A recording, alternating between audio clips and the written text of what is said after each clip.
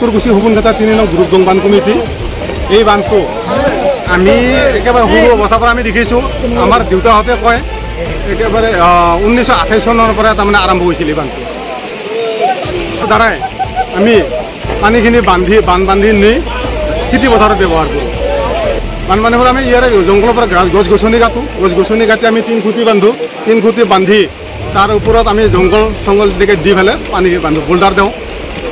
এই বান্ধৰ অন্তৰ্গতত মোটামুটি 4,000 বিঘা মাটি আছে আৰু জনসংখ্যা 5,000 মান হ'ব। গিৰি সংখ্যা 800 ঘৰ আছে। কাকলীয়া নদীৰ বান্ধ মুঠ 9টা আছে। এই ইলেকশ্যনৰ সময়তো আহে, বহুত চৰকাৰৰ মানুহে আহে, বহুত পাৰ্টিৰ মানুহ আহে, বিভিন্ন আশা আকাংক্ষা দিয়ে। কিন্তু সেই আশা আকাংক্ষা যিটো দিয়ে সেই আশা আকাংক্ষা হৈ থাকে। আমি চৰকাৰৰ ফালৰ পৰা কোনো ধৰণৰ আমি বৰ্তমানৰ এই বান্ধটোৰ প্ৰতি আমি সঁহাৰি পোৱা নাই বুলি ক'ব পাৰি। এতিয়া এটা পুৰণা বান্ধ আছে, পিছত DRD ফাণ্ডৰ পৰাই বনাই দিছিল, কিন্তু সেই বান্ধটো যে আমি ফলৱতী হ'ব পৰা নাই। তাৰমানে বহুত বান্ধটো ডাউনত বান্ধি দিছিল, সেইটো বান্ধিতে পানী নুঠে।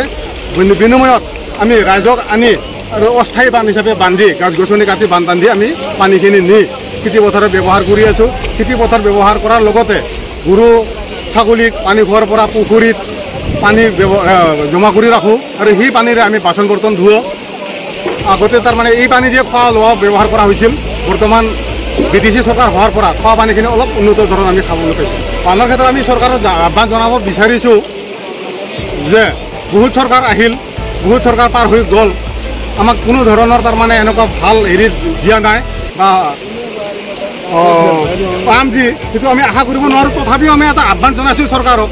বৰ্তমান যিটো এটা BJP চৰকাৰ আছে, আমি তেখেতক আমি আহ্বান জনাইছোঁ যে আমাৰ এই ৰাইজখিনিৰ প্ৰতি এটা ভাল লক্ষ্য ৰাখি যে এটা পকী বান্ধ ভাল ধৰণে বনাই দিলে এই মানুহখিনি যথেষ্ট উপকৃত হ'ব বুলি আমি আশা ৰাখিছোঁ।